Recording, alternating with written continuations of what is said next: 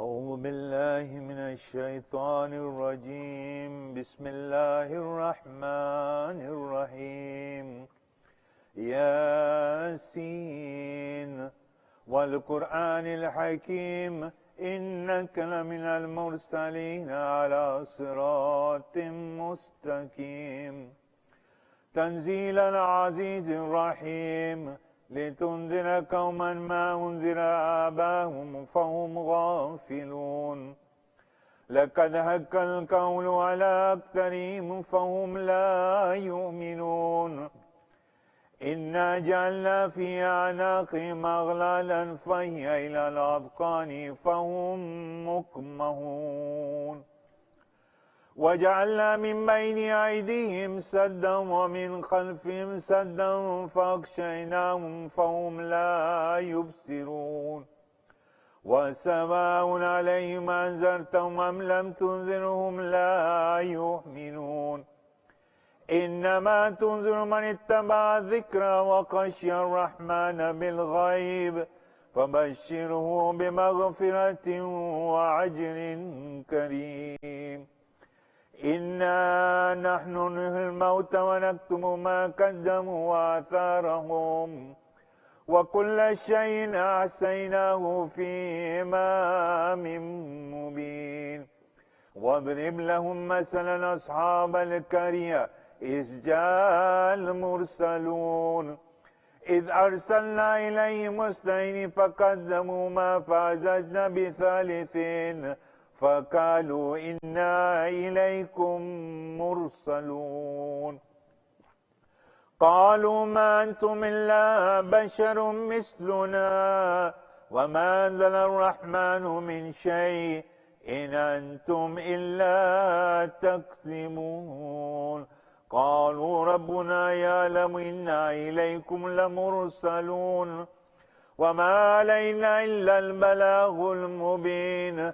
قالوا إنا تطيرنا بكم لئن لم تنتهوا لنرجمنكم وليمسنكم منا عذاب عليم. قالوا طائركم معكم أئن ذكرتم بل أنتم قوم مسرفون. وجاء من أقصى المدينة رجل يسعى قال يا قوم اتبعوا المرسلين اتبعوا من لا يسألكم أجرا وهم مهتدون. وما لي لا أعبد الذي فطرني وإليه ترجعون. أتخذ من دونه آلهة إن يردني الرحمن بضر لا تغني عني شفاعتهم شيئا ولا ينقذون. إني إذا لفي ضلال مبين. إني آمنت بربكم فاسمعون. قيل ادخل الجنة قال يا ليت قومي يعلمون بما غفر لي ربي وجعلني من المكرمين. وما أنزلنا على قومي من بعدي من جند من السماء وما كنا منزلين. إن كانت إلا سيئة واحدة فإذا هم خامدون. يا حسرة على العباد ما يأتيهم من رسول إلا كانوا به يستهزئون. ألم يروا كما أهلكنا قبلهم من القرون أنهم إليهم لا يرجعون. وإن كل لما جميع لدينا محضرون. وآية لهم الأرض الميتة أحييناها وأخرجنا منها حبا فمنه يأكلون. وجعلنا فيها جنات من نخيل وأعناب وفجرنا فيها من العيون ليأكلوا من ثمره وما عملت أيديهم أفلا يشكرون. سبحان الذي خلق الأزواج كلها مما تنبت الأرض ومن أنفسهم ومما لا يعلمون. وآية لهم الليل نسلو منه النهار فإذا هم مظلمون والشمس تجري مستقر لها ذلك تقدير العزيز العليم والقمر قدرناه منازل حتى عاد كالعرجون القديم لا الشمس ينبغي لها أن تدرك القمر ولا الليل سابق النهار وكل في فلك يسبحون وآية لهم أنا حملنا ذرية في الفلك مشحون وخلقنا لهم من مثله ما يركبون وإن نشاء نغرقهم فلا صريخ لهم ولا هم ينقذون إلا رحمة منا ومتاعا إلى حين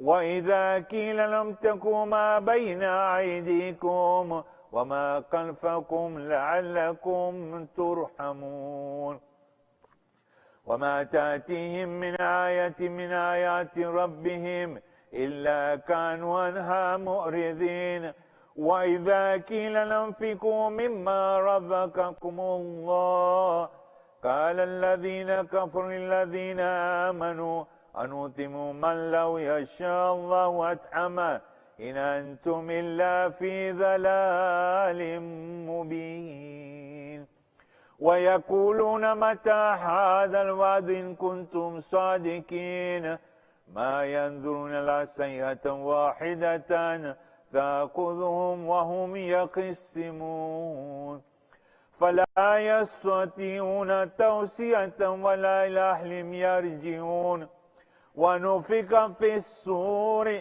فإذا هم من الأجداث إلى ربهم ينسلون قالوا يا ويلنا من بأسنا من مركزنا هذا ما وعد الرحمن وصدق المرسلون إن كانت إلا صيحة واحدة فإذا هم جميع لدينا محضرون فاليوم لا تجزون نفس شيئا ولا تجزون إلا ما كنتم تعملون إن أصحاب الجنة اليوم في شغل فاكهون هم وأزواجهم في ظلال على الأرائك متكئون لهم فيها فاكهة ولهم ما يدعون سلام قولا من رب رحيم وامتازوا اليوم أيها المجرمون ألم أعهد إليكم يا بني آدم أن لا تعبدوا الشيطان إنه لكم عدو مبين وأن اعبدوني هذا صراط مستقيم ولقد أضل منكم جبلا كثيرا أفلم تكونوا تأكلون هذه جهنم التي كنتم توعدون اصلوها اليوم بما كنتم تكفرون اليوم نختم على أفواههم وتكلمنا أيديهم وتشهد أرجلهم بما كانوا يكسبون ولو نشاء لتمسنا على أعينهم واستبغوا الصراط فعنا يبصرون ولو نشاء لمسكناهم على مكانتهم فما استطاعوا مضيا ولا يرجعون ومن نعمر نكس في الخلق أفلا يأكلون وما علمناه الشعر ما ينبغي له إن هو إلا ذكر وقرآن مبين لينذر من كان حيا ويحق القول على الكافرين أولم يروا أنا خلقنا لهم مما عملت أيدينا أنعاما فهم لها مالكون وذللناها لهم فمنها ركوبون ومنها يأكلون ولهم فيها منافع ومشارب أفلا يشكرون واتخذوا من دون الله آلهة لعلهم ينصرون لا يستطيعون نصرهم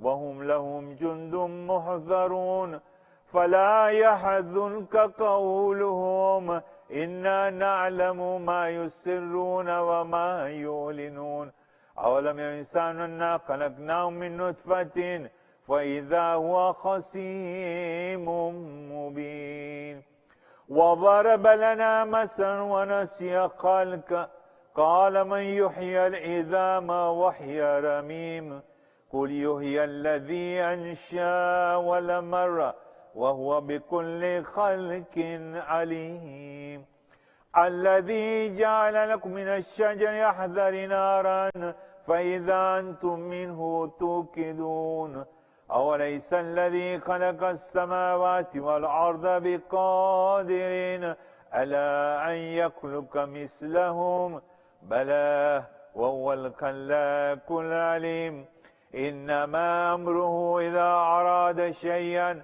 أن يقول له كن فيكون فسبحان الذي بيده ملكوت كل شيء وإليه ترجعون سبحان ربك رب العزة عما يصفون وسلام على المرسلين والحمد لله رب العالمين اللهم صل على محمد وآل محمد سورة المباركة الفاتحة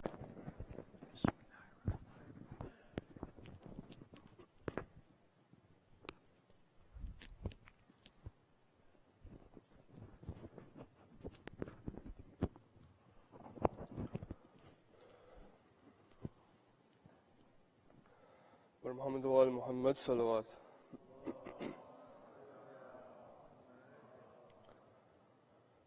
تیری زینب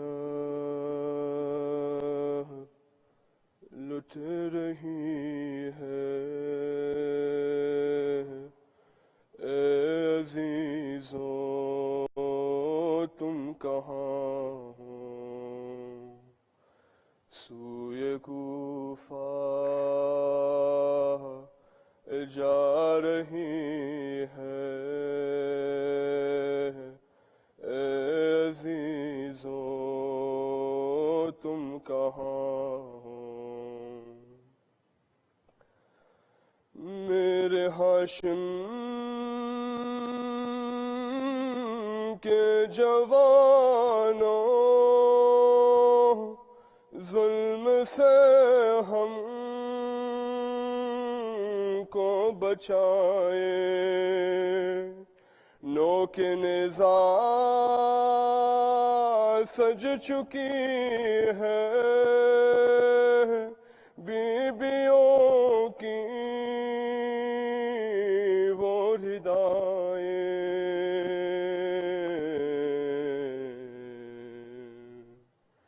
ہم پہ ہر شے رو رہی ہے اے عزیزوں تم کہاں ہو ہم پہ ہر شے رو رہی ہے اے عزیزوں تم کہاں ہو جس کو محمل میں سجا کر لائے تھے میں ہوں وہ زینب اپنی نگرانی میں رکھ کر لائے تھے میں ہوں وہ زینب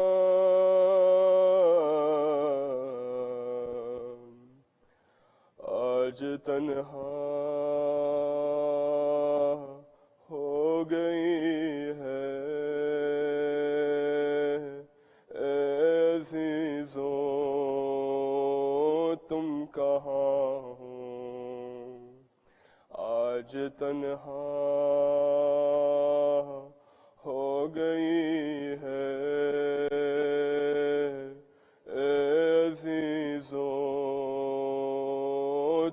کہاں ہو؟ جس کا عباس سا بھائی ہو اسے غم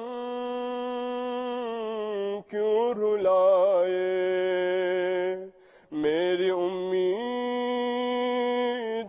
پہ پانی کون ہوگا جو پھرائے؟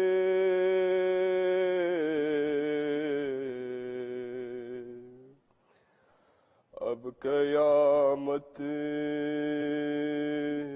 آ گئی ہے،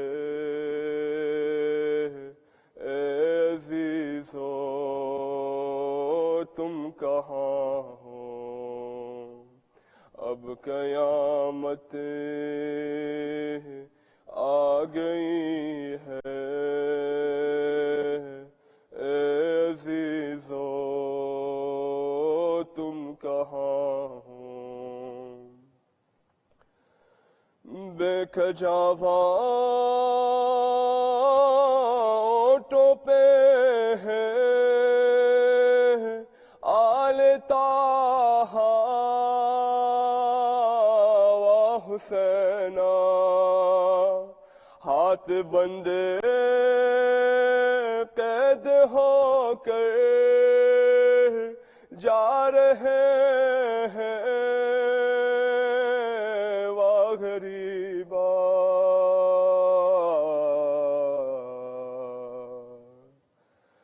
آج زہرا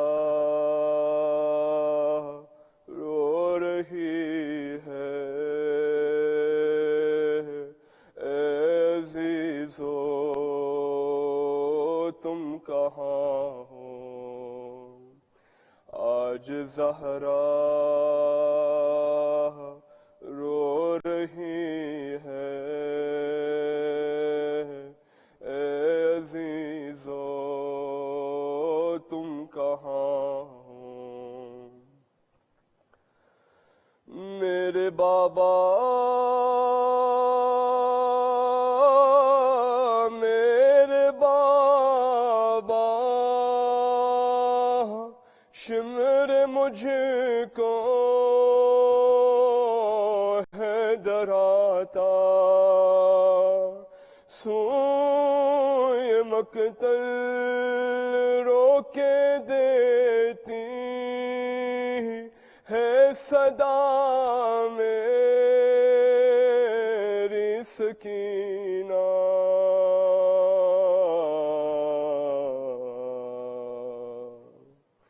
خاک پہ سو نہ سکی ہے، اے عزیزو تم کہاں ہو؟ خاک پہ سو نہ سکی ہے، اے عزیزو تم کہاں ہو؟ جیسے مقتل آیا شاہد خود کو بی بی نے گھرایا، رو کے محشی بنت زہرا نے یہ مقتل میں پکارا،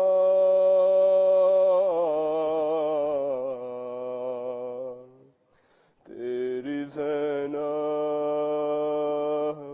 آ گئی ہے، اے عزیزو تم کہاں ہو؟ تیری زینب لٹ رہی ہے، اے عزیزو تم کہاں ہو؟ سوئے کوفہ جا رہی ہے اے عزیزو تم کہاں ہو. محمد وآل محمد صلوات.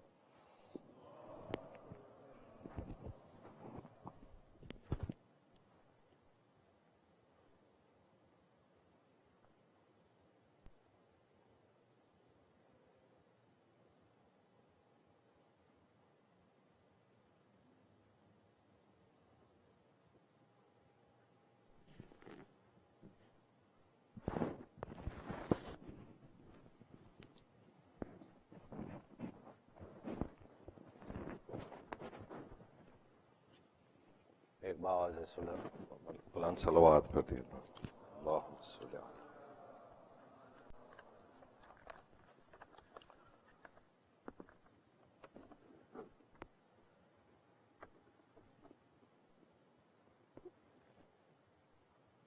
ایک اور صلوات پڑھتی ہے. اللہم صلی علی محمد وعلی محمد. یہ سوچتا ہوں کہ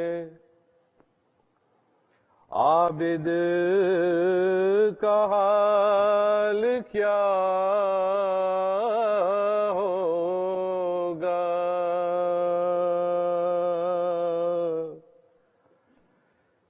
یہ سوچتا ہوں کہ عابد کا حال کیا ہوگا.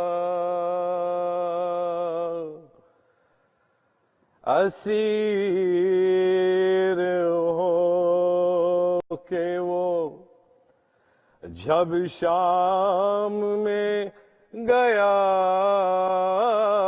ہوگا.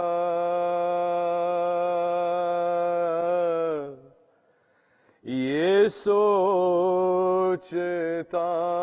ہوں.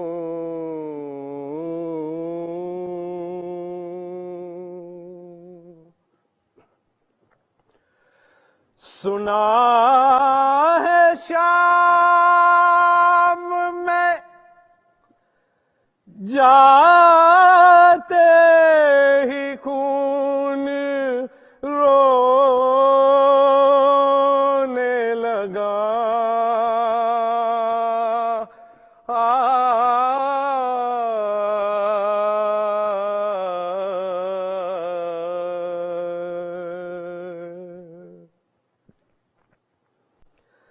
سنا ہے شام میں جاتے ہی خون رونے لگا.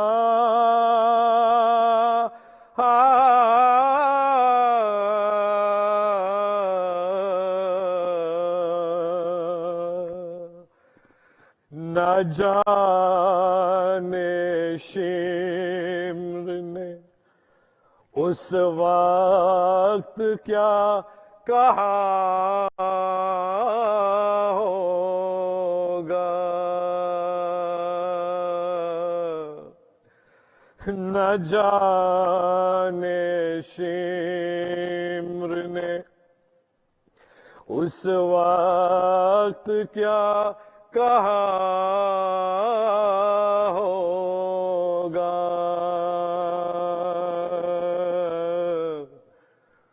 یہ سوچتا ہوں.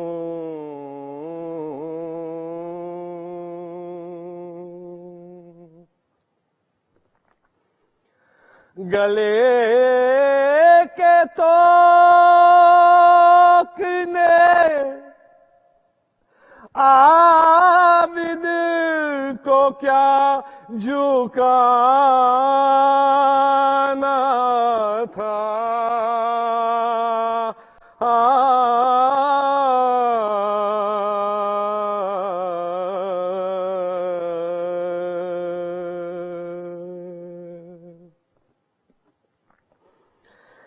گلے کے تو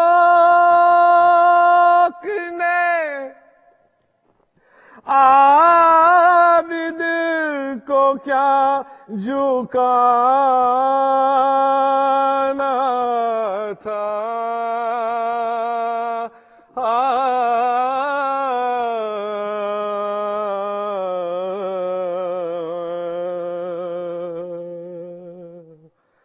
وہ اپنے کھوئے ہوئے لال ڈھونڈتا ہوگا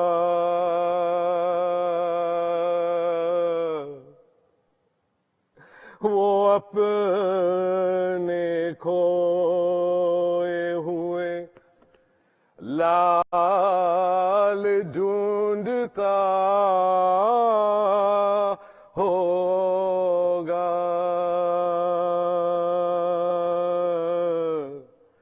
یہ سوچتا ہوں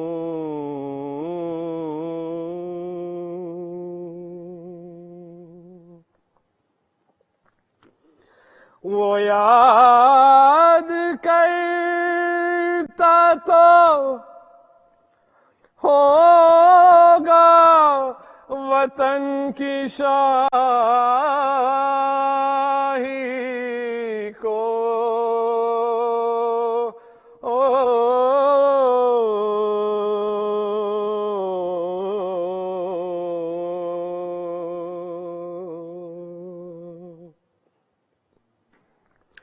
وہ یاد کرتا تو ہوگا وطن کی شاہی کو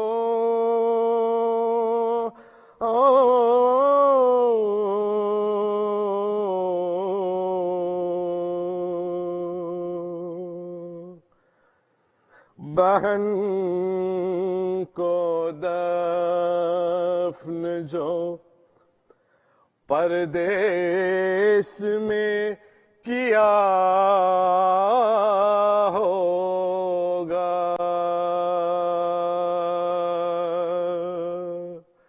بہن کو دفن جو پردیس میں کیا ہوگا یہ سوچتا ہوں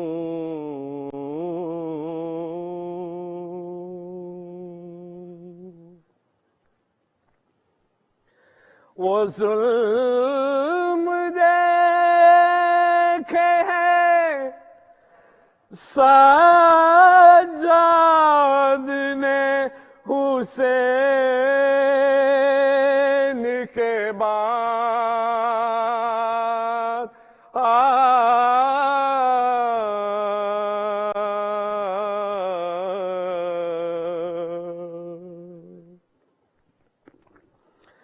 وہ ظلم دیکھ ہے سجاد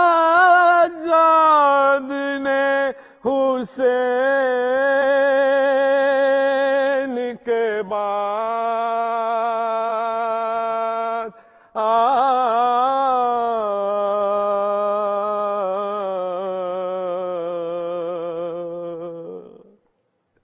مجھے یقین ہے کہ اب تک بھی رو رہا ہوگا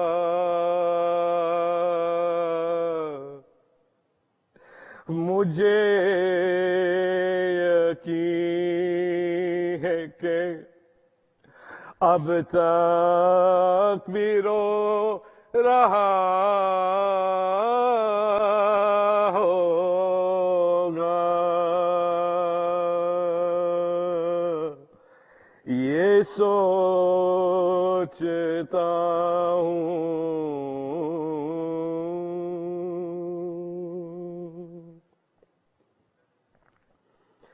جو غور کی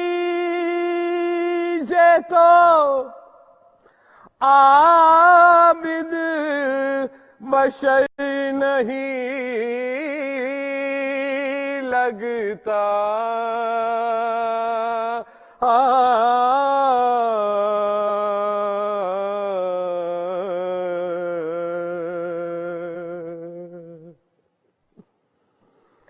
جو غور کیجے تو عابد بشر نہیں لگتا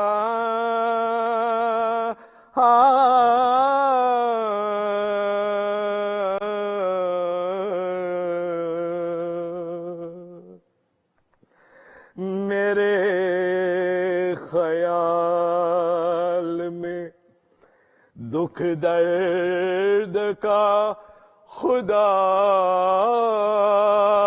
ہوگا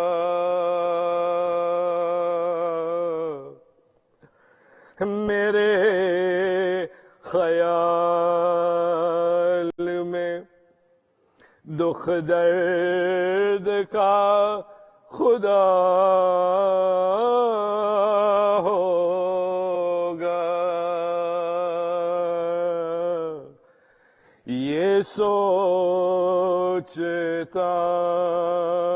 ہوں کہ عابد کا حال کیا ہوگا اسیر ہو کہ وہ جب شام میں گیا ہوگا یہ سوچتا ہوں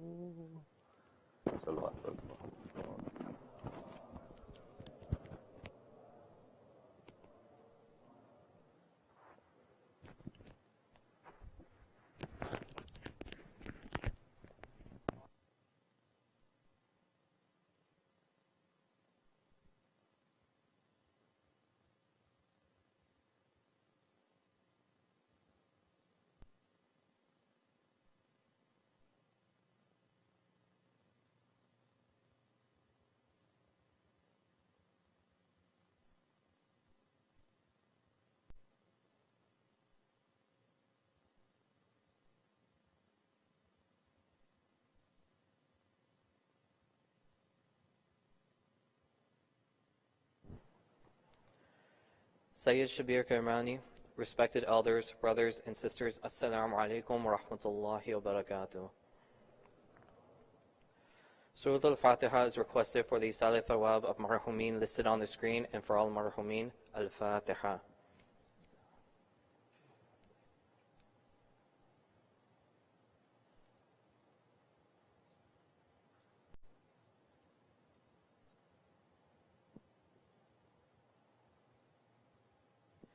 Hayy Amma Yujibu is requested for the name listed on the screen and for all those in need here and elsewhere. Let us recite together 5 times. Bismillahir Rahmanir Rahim. Amma yujibu al-mustarra idha da'ahu yakshifu su. Amma yujibu al-mustarra idha da'ahu yakshifu su.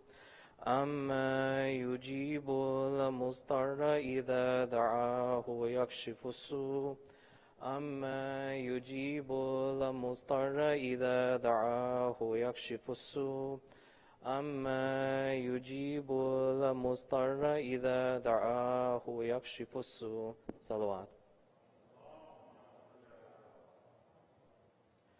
Before we continue with tonight's scheduled program, there are a few announcements I would like to bring to your attention. Majlis for the 20th of Shuhada Karbala is scheduled to be held at Masjid al-Hayy on Thursday, September 17th, beginning at 7:30. Ladies' Majlis for the 20th of Shuhada Karbala is scheduled to be held at Masjid al-Hayy as well for Friday, September 18th at 3 p.m. The lecture will be given by Sister Sabiha Ja'far via Zoom. Details will be sent on the weekly newsletter and on our WhatsApp broadcast service. To be added to the broadcast service, please message the number on the screen with your name and email address. Thank you again to all of our sponsors for their generous support. Alhamdulillah, we have reached 73% of our target of $80,000 for the Muharram Fund. We request those of you who have not yet contributed towards the Muharram Fund to kindly make a donation which will help cover the various operating expenses for hosting the programs at the Masjid. A donation of $200 per family is requested. However, any amount is welcome and will be sincerely appreciated. Please contact Brother Murtaza Kareem or Sister Batul Mukhi for more information. At this time, let us invite Sayyid Shabbir to recite tonight's majlis with a nare salawat.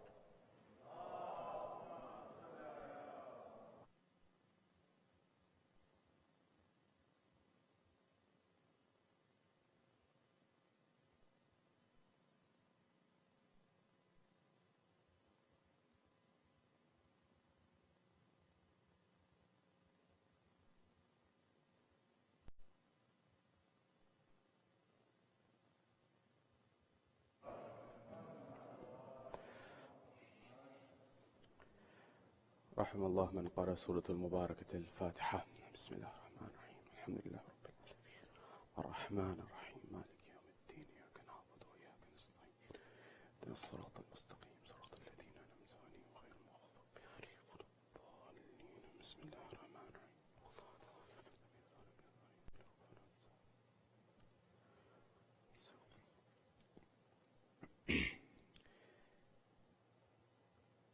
أعوذ بالله من الشيطان اللعين الرجيم. بسم الله الرحمن الرحيم. فوض أمري إلى الله إن الله بصير بالعباد ولا حول ولا قوة إلا بالله العلي العظيم. حسبنا الله ونعم الوكيل ونعم المولى ونعم النصير.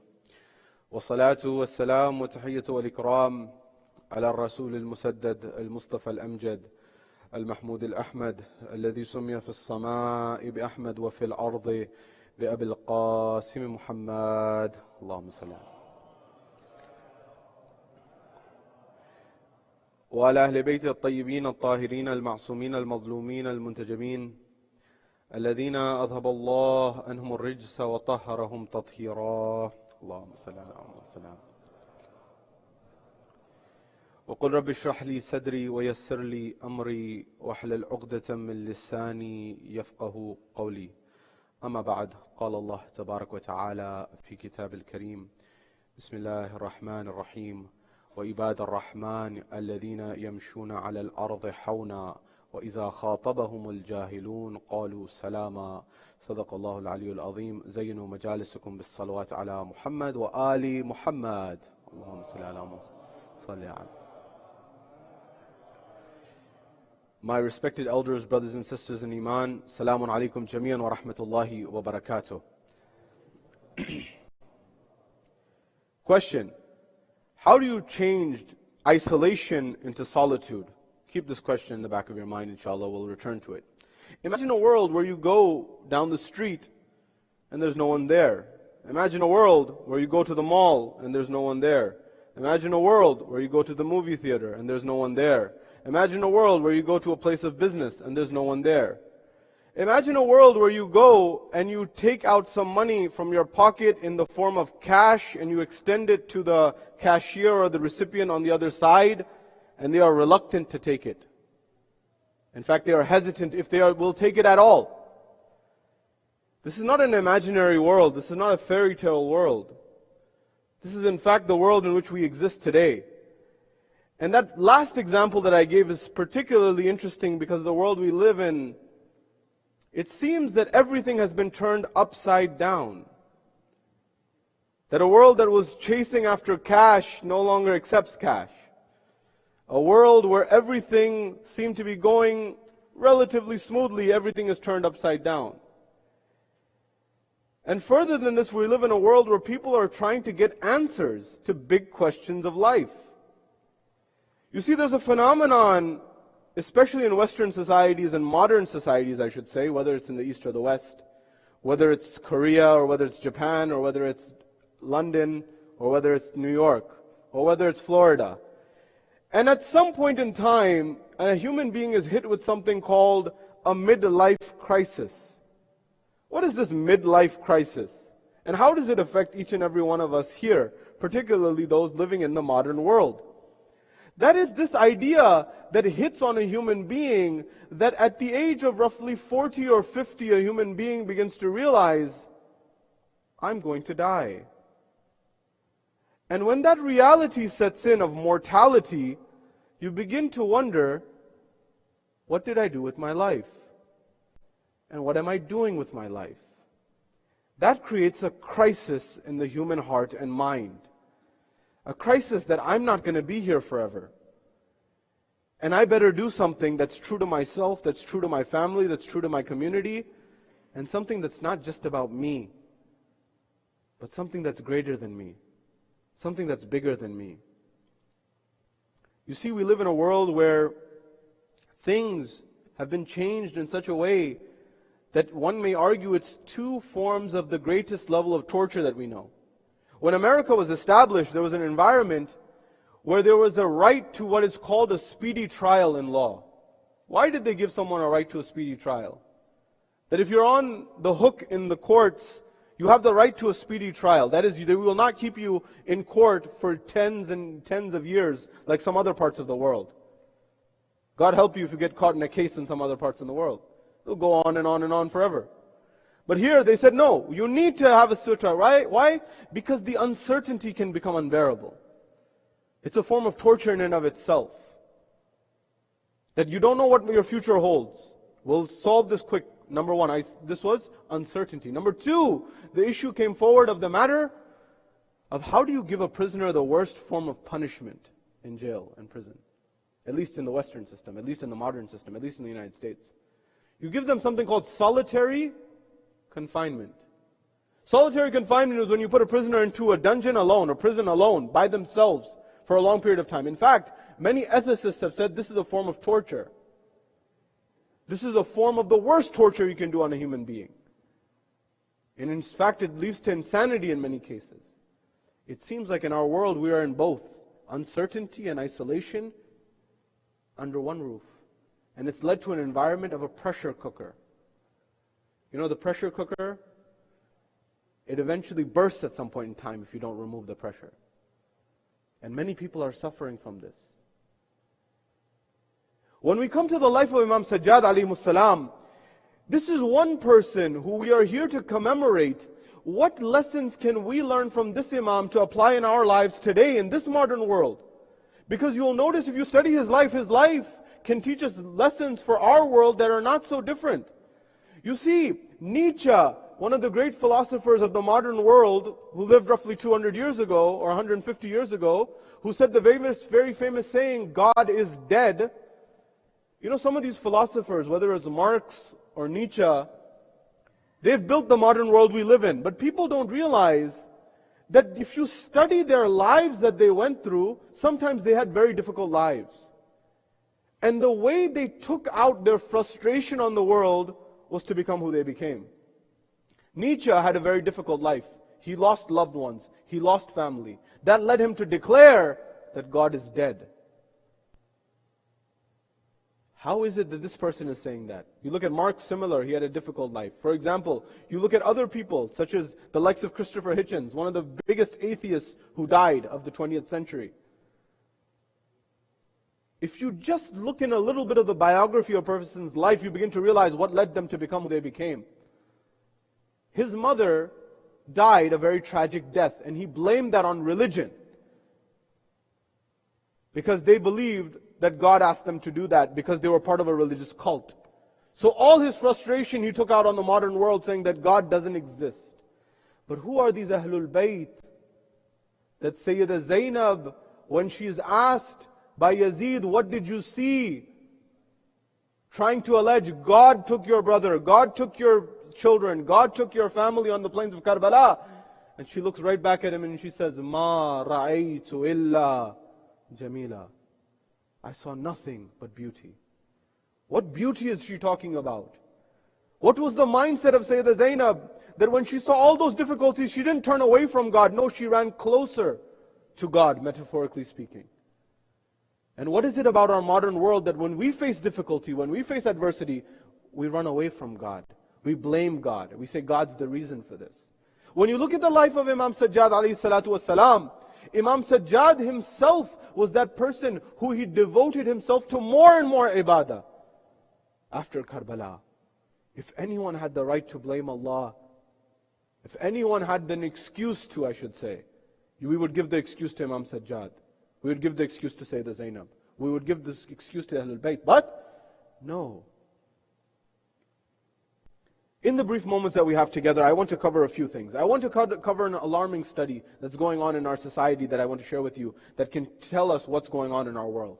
I then want to look at how did the Ahlul Bayt, in particular Imam Sajjad, give us a way to solve our problems and actually turn isolation into solitude in the modern world. I want to look at what were the practices, the actual amals, the practical efforts that Imam Sajjad went through after Karbala, and what lessons we can learn from in order to get peace and tranquility in our hearts and our minds in the modern world. And I want to look at what kept Imam Sajjad going after all those difficulties, after all those hard times. What did he remember most? This is our agenda for the brief moments we have together, inshallah. Wherever you are, here before me, or across North America, across Europe, across the world, wherever you may hear my voice, from the bottom of your heart, send the salawat on Muhammad wa ali Muhammad. Allahumma salli ala Muhammad. A study conducted at Dartmouth College. Dartmouth College is an Ivy League institution in the northeast of America, which needs no introduction, it's well known. Researchers at Dartmouth looked at when is happiness in a man's life in a developed or developing economy at the peak, and when is it at its lowest point for a male and a female in a developed and developing economy. Developed meaning America, developed meaning England, developed meaning Canada, developing the ones that are on the uptick. For example, India, for example, South Africa, for example, Russia, for example, the BRICS nation, as you may know. Those are the ones on the uptick. They found something interesting. Do you know when a person in a developed or a developing economy, their happiness is at the peak? It's at the age of 18. From 18, it's all downhill. You begin to get sadder and sadder. Your happiness declines, according to those researchers at Dartmouth College. Why? I thought economic prosperity is going to make me happy. I thought the best healthcare is going to make me happy. I thought all the glitz and glamour and the buildings and the skyscrapers are going to make me happy. I thought the palm trees are going to make me happy. I thought the coconuts were going to make me happy. But they're not doing their job. Remember, material possessions, whatever they may be, whether it is the car, whatever it may be, whether it's the house, whatever it may be, they have their place. And I've already alluded to them in my previous lectures. But if you think that those are going to lead to happiness, those are just makeup and bandages for unhappiness. They're just covering up. The real essence comes from somewhere else, which we come from the Ahlul Bayt and we understand. So the researchers went further. So when is someone's unhappiness at its peak? So when are people saddest in developed and developing economies? Do you know what that age was?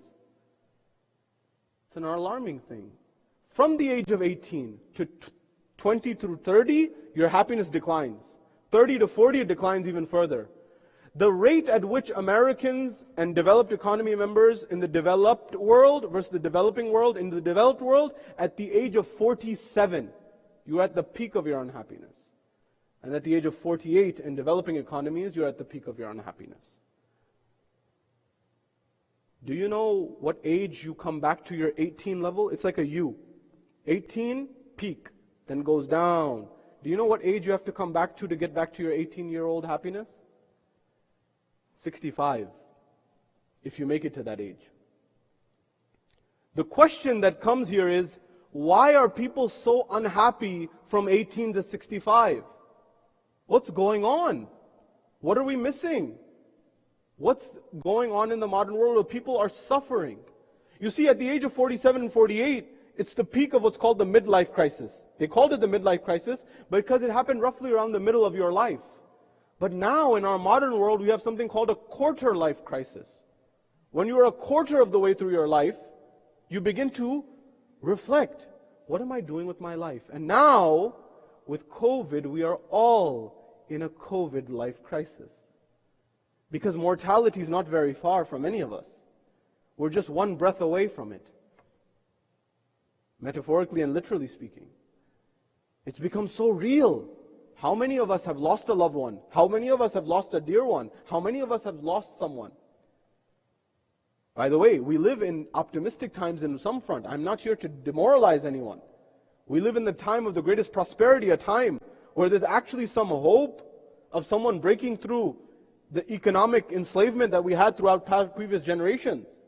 But still, there's something missing. I want to ask you, the Industrial Revolution took place in the 1800s, the 1900s. Why did in the 20th century, especially the second half of the 20th century, people start leaving Silicon Valley in California, such as Steve Jobs, and they began to go to India? What were they seeking in India? They were looking for spirituality. They were looking for something that they did not find in California. They were looking for something that they did not find in America. So you realize that we're in a world without balance. We have all this prosperity and modernism and development and lives that are living longer, but the heart is empty. I'm not saying people's hearts are empty. I'm saying that the spirit is empty. There's wonderful people everywhere in the world. There's beautiful people everywhere in the world. What I'm saying is, we're missing something. And that is the question, do I know why I'm living my life? Do I know what I'm going after? Do I know what my purpose is? Is it me-centric? Or is it we-centric? You see, if you live a life that is me-centric, at some point you will feel empty. You will not feel fulfilled. You will feel empty. And then you will begin to think, why do I exist? But as soon as you turn the paradigm, the compass away from you and towards others, and serving others, financially, economically, or physically, or through your time, or whatever resources God has blessed you with, your paradigm will shift. Your demeanor will shift. Your world will shift. That's the spirituality that the world is looking for. We're told there's a moment in time where the family of Imam Sajjad, they come to the Imam, they see the Imam in prayer. He had calluses coming from his forehead, his feet had become swollen. He was in prayer, and prayer, and prayer. They said, Jabir, that's the only person we know that can solve this problem. Who? Jabir ibn Abdullah al-Ansari, the one that Rasulullah had said, Jabir, you will see my descendants, and you will see my fifth generation, by the name of my same name, Muhammad, give him my salams. That Jabir, the one who's the first Zair outside of the family on the Arba'een. At that point in time, they said Jabir. They called Jabir. Jabir came. He said, Salaamu alaikum wa alaikum assalam. Jabir, we have a problem. We have a dilemma. You're the only one who can solve the problem. So what's the problem? He said, they said that the Imam Sajjad has been in the prayer niche day in and day out. His feet have swollen. He looks like he's tired. He looks like he's exhausted. He looks like he's going to pass out. He has calluses on his forehead. Can you tell him to maybe tone it down a little bit? To maybe try to take care of himself? Something like this? Jabir said, that's the Imam. What am I going to tell him? At that point in time, he said, but I'll try. I'll see what I can do. They insisted. He said, I'll see what I can do. At that point in time, Jabir proceeds. He goes to where the Imam is praying. Salaamu alaikum wa alaikum assalam. Yabna Rasulullah, how are you? Jabir, an old friend, how are you? He said, Yabna Rasulullah, look at your state. He said, what's wrong with my state? He says, you're praying so much. The calluses on your forehead, the marks on your knees, your feet are swollen. Do you not know that Jannah is waiting for you? That the heavens and earth are created for you? That there's no doubt that Jannah is for you, paradise is for you? Why pray so much? He says, Jabir, don't you know? My grandfather Rasulullah was sinless. He had done no sin. He was infallible. And yet they would tell him the same thing. And when they would tell him the same thing, he says, the Prophet would respond. He says, would I not and should I not be a thankful servant? Should I not be grateful to Allah subhanahu wa ta'ala? Should I not have gratitude that He gave me this life, that He gave me this existence, that He gave me the ability to serve so many people, to be a prophet, and all of these different things? You see, I don't have the time, and nor is this the forum. All the research that I have conducted on this phenomenon from the science, if you want happiness, start by giving. Start by being grateful. Start by dedicating your life to shukr, thankfulness, gratitude. You know, when Kobe Bryant died, many of you will remember earlier this year, it's been a very tumultuous year for many of our people. We've lost actors and athletes, many of were part and parcel of our childhood. The advice that his wife got, imagine losing your daughter and on top of that losing your husband. I don't care how much money you have or don't have, it hurts when you lose a loved one. This is a human phenomenon. You may think that a person who has everything, they don't feel pain. That's not true. We all feel pain.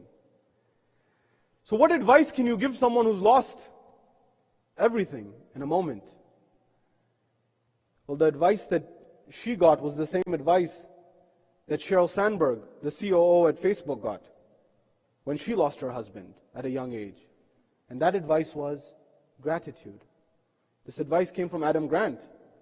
Adam Grant at the University of Pennsylvania, the foremost psychologist, he says, if there's anything that the science can tell you about how you can be happy in the worst of times, it's to be grateful. It seems counterintuitive, but that's the world we live in. That's what Sayyidah Zainab was saying, مَا رَأَيْتُ إِلَّا جَمِيلًا. The Imam alayhi salam said the same thing. He says, Jabir, should I not be thankful like my grandfather was thankful? He said, yes, but Yabna Rasulullah. He said, no. Do you know, and where is my prayer and where is the prayer of my grandfather, Ali ibn Abi Talib? He said, Jabir, I will stick to their practice. Allow me and leave me be. This is how the Imam changed it. There was an alim during the revolution of 79. Right before it, he had been imprisoned. When he had been imprisoned, he was in prison, in solitude. He told one of his colleagues, he said, I'm suffering very much. It's a very difficult time for me. I can't tolerate being in this solitude like this. I'm a family man. I have children, I have a wife, I have my parents, I have a family. I can't be in jail by myself. It's driving me mad. The other scholar gave him one book. He gave him the Masnavi of Maulana Rumi. Now whether everything is correct in it or not, I'll leave that for another day. And by the way, don't ever take it literally. It will drive you mad. Poetry is not meant to be taken literally. It's metaphorically. There's layers to it. Anyways, he gave it to him. I wish he had given Saif as a Jadiyah, but we'll leave that for another time. But he gave him this. After a few days, he went to visit him. He said, I'm trying my best to get you out of here. There's some challenges, there's some problems. He said, I don't want to come out. I'm actually really happy here. I said, what? A few days ago, a week ago, you're telling me you want to leave as soon as possible. Now you're telling me you don't want to leave? He said, this book opened my eyes. This book changed my whole dynamics. Because I was living a life where it's all about me, me, me. And I was living a life that everything's out there in the material world. No. He said, I realized that everything is God. And I try to look in Allah and I try to find Him in the heavens, but He's before me. Not with the physical eyes.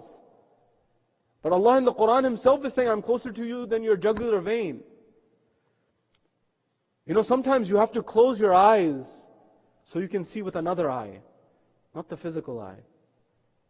That eye is that eye that allows you to see God. That eye that Amir al-Mu'mineen says, لَوْ كُشِفَ الْغِطَاء لَمَا رَزَّقْتُ يَقِينًا. That if the curtains of the heavens had been removed from my eyes, my yaqeen would not increase. My certainty would not increase. Why?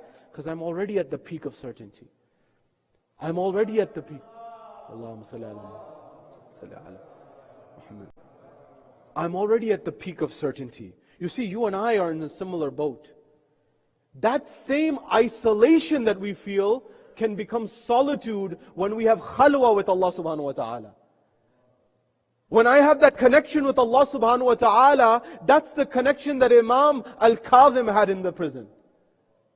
That Imam al-Kazim spending year after year in the prison, and he's saying, oh Allah, thank you for the opportunity to be a servant of you in isolation and solitude with you. Not in isolation, in solitude with you. That's the ma'rifah of the Imam. But we can strive to get somewhere. Maybe not the level of the Imam. You see, there's certain timeless things that can help our lives.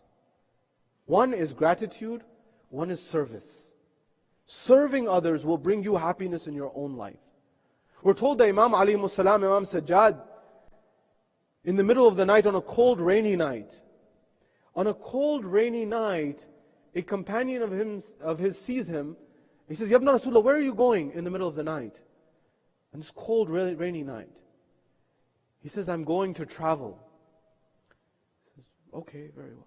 He says, a few days later, I saw the Imam in the town, in Medina. He said, Ya Ibn Rasulullah, what are you doing here? I thought you said you were going to go traveling. You know, at that time, traveling takes a long time. Traveling is not something that you just jump on a flight and go here, there. It doesn't work like that. You have to travel long distances. He said, Ya Ibn Rasulullah, you're still in town. He said, I wasn't talking about traveling in the sense that you thought. I wasn't talking about traveling in the sense of going somewhere. No. He said, I was talking about the finality of life. We're all travelers in this life. Someone leaves on Monday, someone leaves on Tuesday. Someone leaves on Thursday, someone leaves on Friday. Someone leaves this year, someone leaves next year. We're all travelers. He said, then Ya Ibn Rasulullah, what did you mean? He said, I was preparing for travel, that travel to the Akhirah. He said, there's two ways to prepare for that. He said, what are the best ways? He said, what are the two ways, Ya Ibn Rasulullah? He says, one is to seek forgiveness for the sins. And he said, the other is to serve the people. Imam Sajjad said, I went to give those people who didn't have food in Medina, I went to serve them and give them food. I went to give them wheat on my back. The same way his grandfather used to give. You see, there's a power in the Ahlul Bayt. We live in an interesting time where we can actually begin to fathom the science is catching up with the religious principles. It's amazing. We sometimes think religion has to catch up. But the principles that the Ahlul Bayt gave at that time were so timeless that they give us a solution to all of our problems. Many young people are asking, and old alike, everyone down the spectrum, what should I do with my life? One of the biggest questions that people ask on their deathbed is, did I live a life true to myself? Or did I live a life that society wanted me to live? Did I live a life that society wanted me to live? Did I live a life trying to accumulate to get a few things, to impress a few people that I don't like, so they like me? And this is our world. The psychologists call this the hedonic treadmill. You can read about it if you're interested. That we're never satisfied. We get one thing in our life, then we want the next thing, and the next thing, and the next thing. For ourselves, this will never make you happy, if you have an individualistic goal. However, if you turn that goal into serving other people, you turn it around, that's the key to happiness in life. To serve others, to help others. We're told there's a moment in time where a man by the name of Abdullah in the city of Medina, he comes to his debtors. He owed a big debt. He had a loan, he had taken out loan and he owed money. He came to his creditors, they said, we want the money now, right now. He said, I don't have the money. He said, then tell us somebody we can get it from. He said, I have two cousins. He said, pick which one you want. He said, very well. He said, who are they? He said, one is Abdullah ibn Ja'far, at-Tayyar. He said, the other one is Ali ibn al-Husayn, Zainul Abideen. The creditors, they said, the first one is very wealthy. He's the wealthiest man in town. But the second one is the most trustworthy. Not to say that Abdullah ibn Ja'far wasn't trustworthy, but that Sadiq and Amin trait that Rasulullah had was in Imam Sajjad, and everyone knew it. That as soon as he gives his word, it's over. He's going to make it happen. At that point in time, Imam alayhi salam, the news came to him. When the news came to him, Abdullah said that the creditors are saying that you are the person who's going to give my money on my behalf. I don't have it. Can you please help me? At that point in time, the Imam says, I have a crop.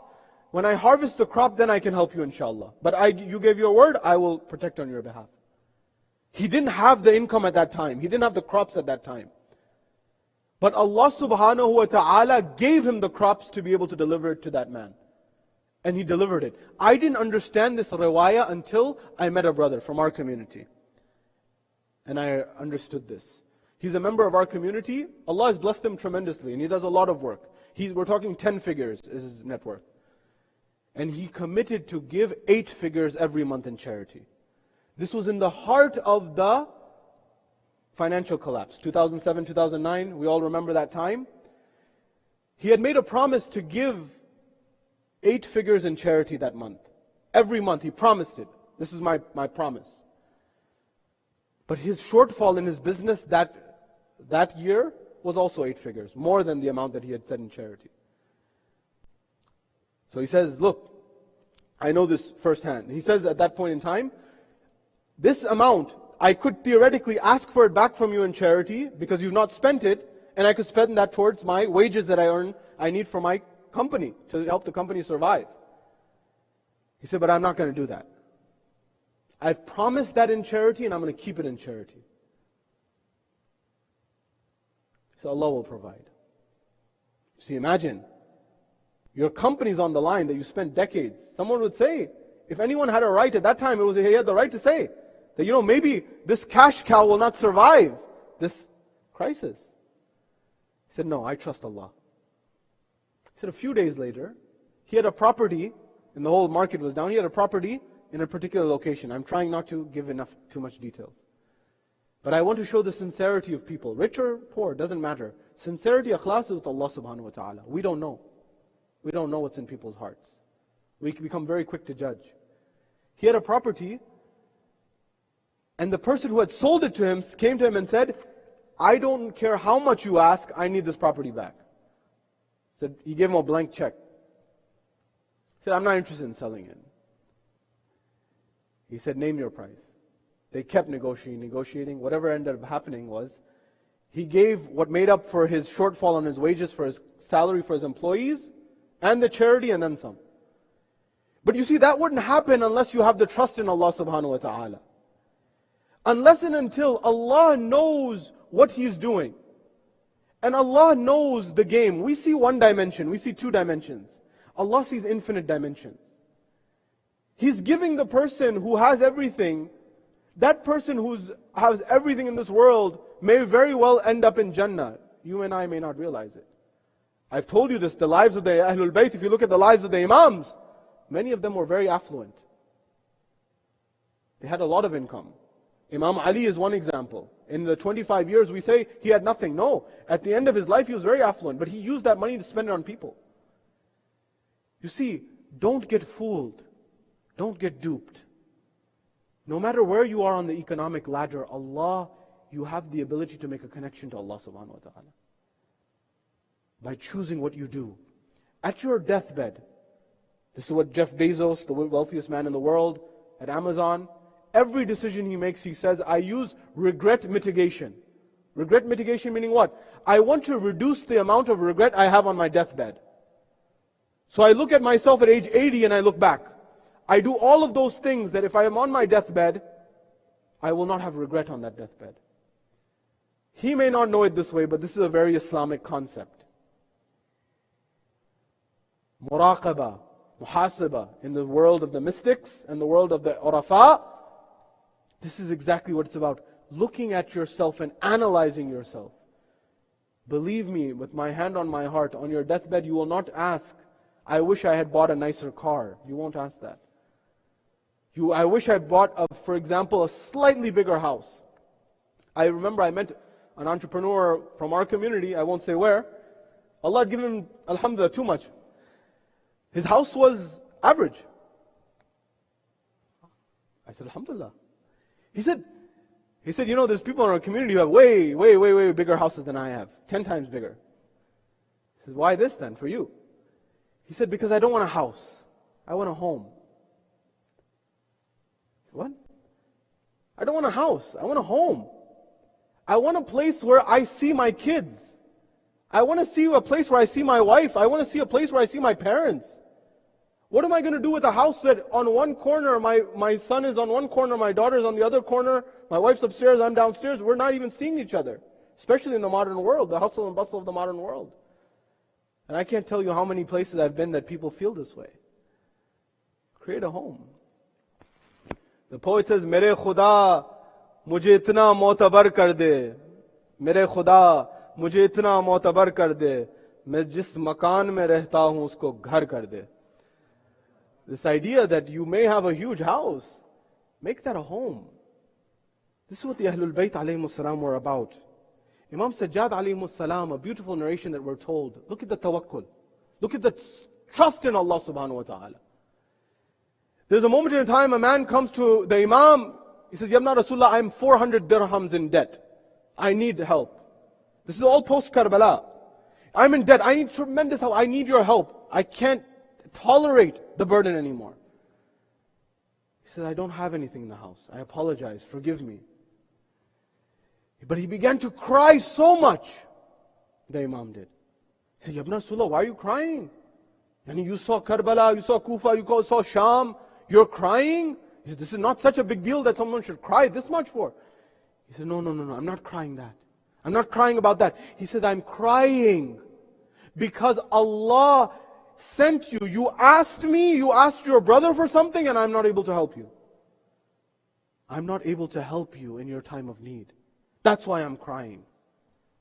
The idea that Allah may ask us on the Day of Judgment that you had wealth and there are people in your own community suffering, what did you do?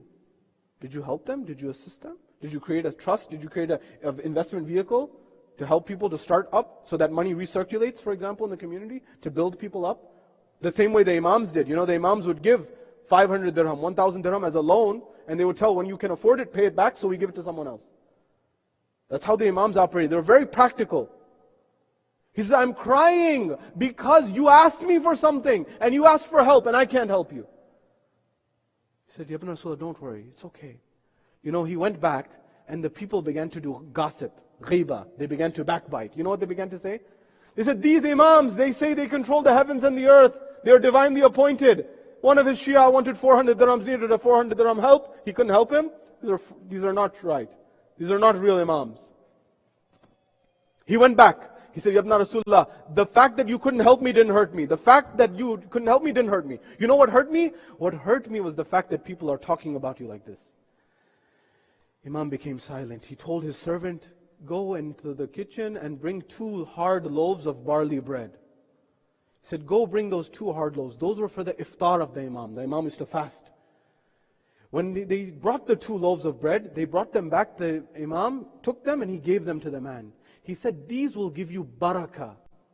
You know, barakah is something that we don't even talk about in our modern world. They say abundance, but that's not a real translation. You know, there's an Italian saying that all translation is treason. That whenever you translate something, something's lost in meaning. You know, for example, there are certain language comes from ethics. In French, it's different than English. In French, if you want to say you, in English you just say you. In Urdu, for example, you say aap or tu. French is similar. French you say tu or vous. Tu is, for example, you informal, and vous is formal. In English, what is abundance doesn't comprehend what barakah is. But those who know what barakah is, for another night. Anyways, Imam said, these 2 loaves of bread will give you barakah. He said, very well. He trusted the Imam, he went. When he went, he noticed how hard this bread was. It's not something someone could eat. They were so dry. He passed by the market. When he passed by the market, he noticed that there was a fisherman. It was the end of the day. He was closing up shop. He said, would you trade me some bread? Would you barter with me some bread for some fish? He said, you know, where's bread, where's fish? But it's the end of the day, why not? He said, here's my last fish, take it, give me your bread. He took the bread. He went a few more steps, and he noticed that there was a salt merchant. You know, Himalayan salt or whatever the salt you have. He said, will you trade me some salt for some bread? You know, the simple things in life. We take salt for granted. Amir al-Mu'mineen used to open his iftar with salt and dry bread. Salt is a luxury for a lot of people. Salt gives flavor to life. Nonetheless, he says, very well, I'll trade you this bread for the salt. He went home. When he went home, he began to take the salt and put it over the fish, and he began to clean the fish, of course. When he cleaned the fish, he opened the womb of the fish, and he noticed the stomach, there was a pearl that emerged. When this pearl emerged, he said, Subhanallah, His children had been starving. But this pearl was there. He became jubilant. At that point in time, he would be in an environment where he could sell this and make a tremendous amount of money. A knock came at the door that same night. When he came, there was a knock at the door. Salamu alaikum. Wa alaikum assalam. He said, who are you? He said, I'm this merchant, the fisherman. That bread that you gave me this afternoon, it's unedible. You can't eat it. It's too hard. What good is it for me? He said, this isn't even good for you. What good is it? Take it back. He said, very well. He took it back. The fisherman left. The salt man came. He knocked at the door. Salamu alaikum, wa alaikum assalam. He said, what's the issue? He says, that bread you gave me this afternoon for the salt, it's unedible. Nobody can eat that. It's too hard. It's like a brick. He says, you can't even eat it. Here, take it back. He gave it and he left. The two breads were there. A few moments later, another knock came at the door. When that knock came at the door, Assalamu alaikum, wa alaikum assalam. Who is it? He said, I'm the servant of Imam Sajjad. He said, what happened? He says, the Imam says it seems that the barakah that those two loaves had that he said, they've come to fruition. They've helped you. Now give those two breads back to the Imam because he's waiting for his iftar. That only Ali ibn al-Husayn, Ibn Ali, could eat that bread. But he made sure that the answer was given to the people. You see, do you and I have that level of trust in Allah subhanahu wa ta'ala that He will make things happen for our lives? That doesn't mean we don't work. That doesn't mean we don't put in hard work. But the question that you and I are faced in the COVID world is this. What is going to be my legacy? Is my legacy just going to be me-centric? What did I do with my life? Did I serve others in the brief time that I had here? Through my words, through my actions, through my income, through whatever God gave me? Or not? That man, the narration says, he went and he sold his pearl. He made a tremendous amount of money. He paid off his debt. But then he began to become relaxed in his deen. He became relaxed in his iman. You see, sometimes Allah knows what's best for us. I'm not saying Allah is putting us necessarily through trials because of that. But don't question divine wisdom.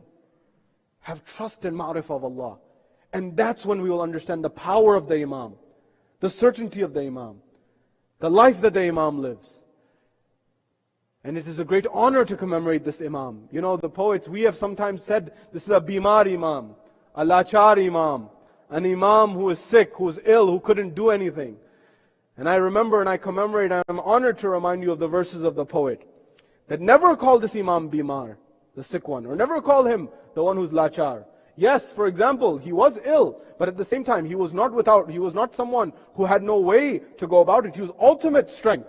Aaye hain abhi sham ka darbar ulat kar, aaye hain abhi sham ka darbar ulat kar, ab abide bimar ko bimar na kehna.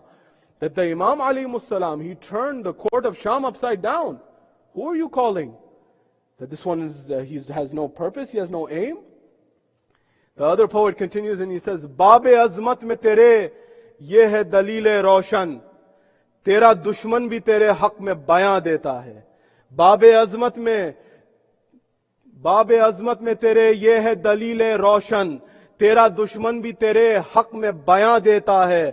To baukhalahat तेरे खुतबों के सबब थी सज्जाद, वरना काफिर भी कहीं हुक्म आज़ां देता है. अल्लाहुम्मा सल्ली अला मुहम्मद व आले मुहम्मद. या अली या Ali. The poet says, Baab-e azmat mein tere ye hai dalil-e roshan. That in the gateway of your merits and your fadail and your virtues, this is a roshan, a clear, a luminous dalil. Even your enemy pays witness to your greatness. Even your enemy says how great you are. That he was hesitant, Bauklahat tere khutbon ke sabab thi Sajjad, that because of your statement, your sermon, O Sayyid Sajjad, the enemy began to quiver and shake. Where else have you seen an infidel call for the azan to be recited? That's the power of Sayyid Sajideen, Zainul Abideen, Imam Sayyid Sajideen. But Imam, you began to cry when your Shia came and asked for some alleviance from the difficulty. And you said that I'm not crying for anything, but I'm crying because you asked me for something and I wasn't able to give it to you. Imam Zainul Abideen, what happened to you when your father asked for a kafan? Imam Sayyidul Sajideen, what happened to you when your aunt asked for a chadar, for parda, for makhna? No Imam has ever said on the record, I wish I had not been born. Imam Sajjad said, I wish I had not been born. Why did he say this? He said this in the Darbar of Sham. He said this, I wish I had not been born so that I would not see my aunt Zainab without hijab. I wish I had not seen my aunt Zainab without her makhna and chadar. The musibah of Sayyidul Sajjad. We are told that Imam Sajjad, he would be passing by in the market. When he would be passing by in the market, we're told there's a moment in time that the shopkeepers, the butchers, they would close their shop. The butchers would close their shop. Why would they close their shop? They say they would close their shops because they knew the Imam had seen Karbala. One day he passes by. The butcher doesn't see the Imam. He doesn't see, and he's not able to close his shop. The Imam says, Salaamu Alaikum. He says, Wa Alaikum Assalam. He says, do you feed the animal? Do you give water to the animal before you slaughter the animal? He says, Yabna Rasulillah, we are your Muslims. We are the Muslims of your grandfather Rasulullah. We are the ones who believe in Allah and the Ahlul Bayt. How is it that we cannot give them water? How is it that we cannot give them food? Imam turns towards Karbala. He says, Assalamu alayka ya Aba Abdullah. Oh my father Aba Abdullah, you were that person who did not give any water. You were given no water. You were given no refuge, no food. Ajrukum ala Allah. Imam Sajjad is that individual who went from musibah to musibah. He's in an environment where he has to take on the mantle of imama in the most difficult of times. Ajrukum ala Allah. Final moments. I won't take much of your time. Give this time to Ahlul Bayt alayhimus salam. Who knows who has next year? These are the brief moments. These tears will speak on Yawm al-Qiyamah. Ajrukum ala Allah. No one knows what went through the heart of Imam Sajjad, because he used to cry after Karbala. They say, where did you go through the biggest difficulty? He says, Ash-Sham, Ash-Sham, Ash-Sham. Imam, what did you see in Ash-Sham? May no brother see the day where they have to bury their own sister with their own two hands. Allah knows how two bodies were buried and no one else. One was a 6-month-old Ali Asghar in Karbala, and one was a 4-year-old Sakina in Sham. Allah knows how. Imam Hussein put sand on the head and on the face of his son, and Allah knows how Sayyidul Sajjad buried his sister into the ground and put dirt on the face of his sister. Ajrukum ala Allah. We are told that there's a moment in time that Jabir meets Imam Sajjad. When he meets Imam Sajjad on the Arba'een, when they meet at that final moment in Arba'een, 40 days it have passed. It's the first friend that he's seen. He hugs Jabir. Jabir hugs him. He says, Yabna Rasulillah, what happened to you? He says, Jabir, do you know what happened? Jabir, you're the first friend we've seen in so long. He said, Jabir, let me tell you what happened. And Jabir, on the day after Ashura, on the middle of the night, there was a moment where Umar ibn Sa'ad called out and he said, I want you to trample over the bodies of the shuhada. Jabir, my hands were tied. Jabir, I heard the bones of my father breaking under the hooves of the horses. Jabir, I couldn't do anything to help my father. Jabir, do you know what it's like for a son to go through the calamity and he's not able to assist him? Do you know what went through my heart? Ajrukum ala Allah. There is one moment in Karbala, riwayateं कहती हैं बीबी ज़ैनब आई और किस मकाम पे आई जब Karbala में सियाह आंधियां चली, बीबी इमाम सज्जाद के पास आई. اے سید سجاد کربلا میں سیاہ آندیاں چل رہی ہیں, دیکھو کیا ماجرا ہے. امام اٹھے کھڑے ہوئے اور کیا دیکھتے ہیں کہ نوک سنا پر سید الشہداء کا سر ہے, اور منہ کو پیٹا. امام نے کہا انا للہ و انا الیہ راجعون. پھوپھی اماں وہ دیکھیے بابا کا سر نوک نیزہ. ألا لعنة الله على القوم الظالمين وسيعلم الذين ظلموا أي منقلب ينقلب. السلام على الحسين وعلى علي بن الحسين وعلى أولاد الحسين وعلى أصحاب الحسين. Ya Allah, we ask you to bless all the mu'mineen here and all of those who are watching around the globe. Ya Allah, it's a difficult time. People are suffering economically. People are suffering through their health. People are suffering in so many ways. Grant them relief by Aba Abdullah, by Imam Sayyid al-Sajideen. Ya Allah, allow us to be good Muslims. Allow us to practice our iman. Allow us to use this time in order to develop a closer relationship to you.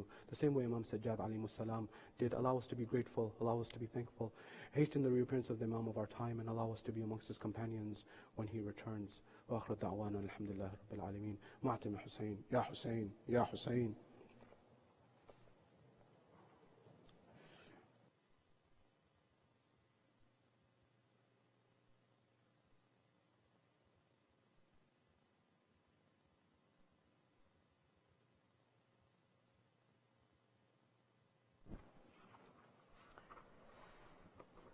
مظلوم کا ماتم ہے, مظلوم کا ماتم, مظلوم کا ماتم ہے, مظلوم کا ماتم, مظلوم کا ماتم ہے. سمجھ کے پڑھے. مظلوم کا ماتم, مظلوم کا ماتم ہے. If I can request the brothers to come line up over here, please. 2 lines, and please stand on the white dots over here. Thank you.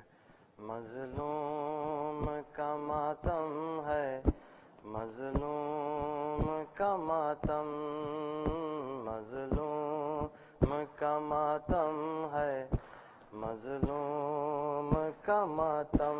لوگو یہ تماشا نہیں, لوگو یہ تماشا نہیں, لوگو یہ تماشا نہیں, اس رونے پہ ہنسنا نہیں. مظلوم کا ماتم ہے. جواب زدہ تم, مظلوم کا ماتم ہے.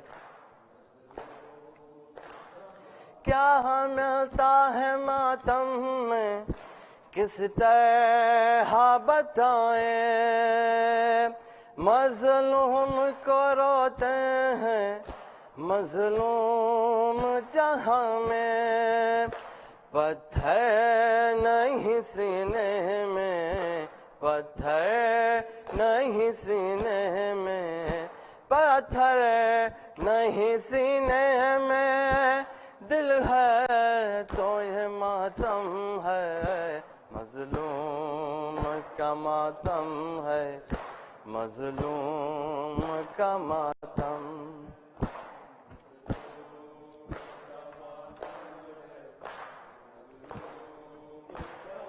گری فاطمہ زہرا کا کس طرح سے اجرا, جب ہوگی قیامت تو یوں آئے گی زہرا.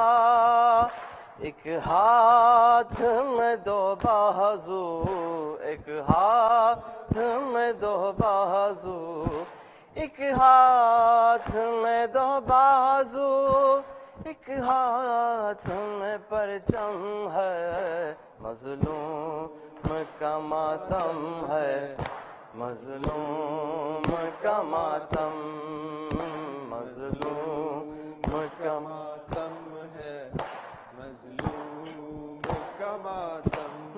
جب پیارے محمد سے میں پیار کروں گا پھر اس کے نواسے کا ماتم بھی کروں گا. جس گھر میں محمد ہے جس گھر میں محمد ہے جس گھر میں محمد ہے اس گھر کا یہ ماتم ہے مظلوم کا ماتم ہے مظلوم کا ماتم مظلوم کا ماتم ہے مظلوم کا ماتم. لوگوں نبی زادی کا بازاروں میں آنا اور بند کے رسی میں درباروں میں لانا اس بات پہ روتے ہیں اس بات پہ روتے ہیں اس بات پہ روتے ہیں اس درد کا ماتم ہے مظلوم کا ماتم ہے مظلوم کا ماتم مظلوم کا ماتم ہے مظلوم کا ماتم. لوگو یہ تماشا نہیں لوگو یہ تماشا نہیں لوگو یہ تماشا نہیں اس رونے پہ ہنسنا نہیں مظلوم کا ماتم ہے مظلوم کا ماتم مظلوم کا ماتم ہے مظلوم کا ماتم کا ماتم ہے مظلوم کا ماتم. اما فضا بتا دے مجھ کو پتھر کیوں آ رہے ہیں اما فضا بتا دے مجھ کو پتھر کیوں آ رہے ہیں اما فضا بتا دے مجھ کو پتھر کیوں آ رہے ہیں کیسا ہے یہ چراغا کیسا ہے یہ چراغا دل ڈوبے جا رہے ہیں کیا شام آ گیا ہے اما فضا بتا دے مجھ کو پتھر کیوں آ رہے ہیں اما فضا بتا دے مجھ کو پتھر کیوں آ رہے ہیں ہونے لگی اذانیں کیسے سروں کو ڈھانپے بازو بندھے ہوئے ہیں کیوں رو رہی ہیں آنکھیں آنکھوں کے خوں سے راستے خوں میں نہا رہے ہیں کیا شام آ گیا ہے اما فضا بتا دے مجھ کو پتھر کیوں آ رہے ہیں اما فضا بتا دے مجھ کو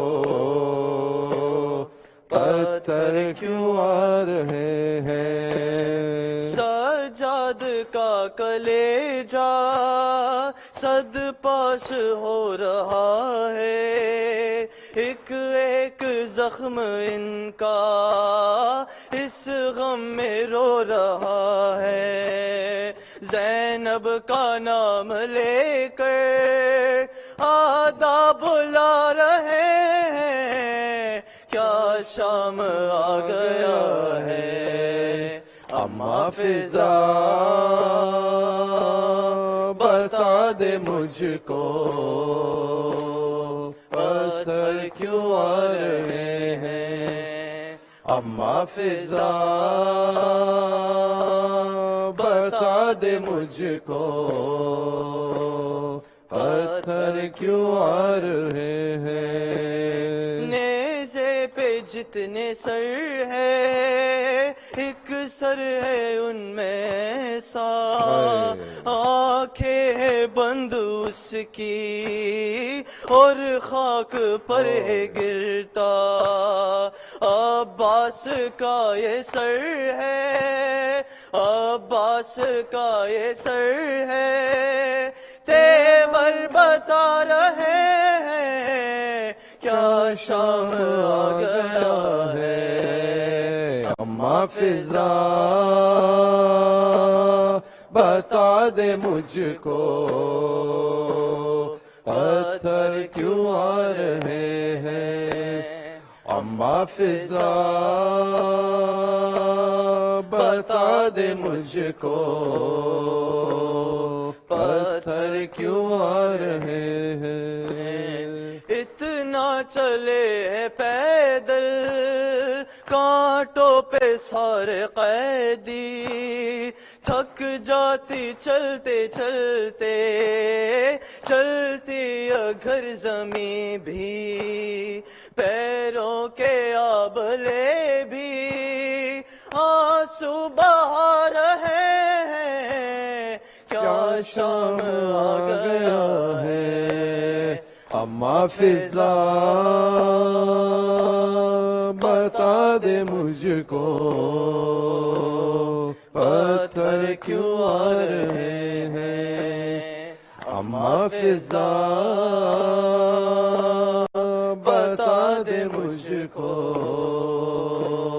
پتھر کیوں آ رہے ہیں۔ ماں کے گودیوں سے لپٹے ہوئے ہیں بچے، ہے ہاتھ رسیوں میں ماں کیسے جکڑے، بچے جو گر رہے ہیں، بچے جو گر رہے ہیں، وہ مرتے جا رہے ہیں، کیا شام آ گیا ہے۔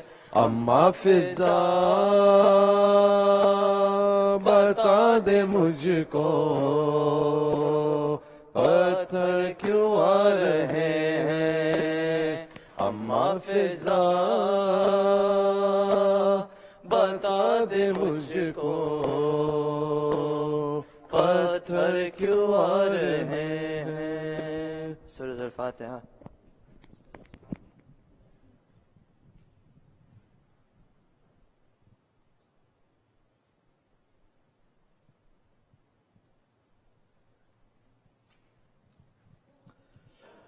صلی اللہ علیہ ابا عبداللہ، السلام علیکم ابن رسول اللہ، السلام علیکم ابن امیر المومنین وابن سید الوسیین، السلام علیکم ابن فاطمہ الزہرا سیدۃ نساء العالمین، السلام علیکم ورحمۃ اللہ وبرکاتہ۔ السلام علیکم مولا ابن مولا، السلام علیکم یا غریب الغرباء، السلام علیکم سلطان ابو الحسن علی ابن موسى الرضا ورحمۃ اللہ وبرکاتہ۔ السلام علیکم صاحب الزمان، السلام علیکم خلیفۃ الرحمن، السلام علیکم شریک القرآن، السلام علیکم کعبۃ الایمان، السلام علیکم یا اہل بیت النبوہ جمیعا ورحمۃ اللہ وبرکاتہ۔ اللہم کل ولیک الحجۃ ابن الحسن صلواتک علیہ وعلی آبائہ في هذه الساعة وفي كل ساعة وليا وحافظا وقائدا وناصرا ودليلا وعينا حتى تسكنه أرضك طوعا وتمتعوا فيها طويلا برحمتك يا رب.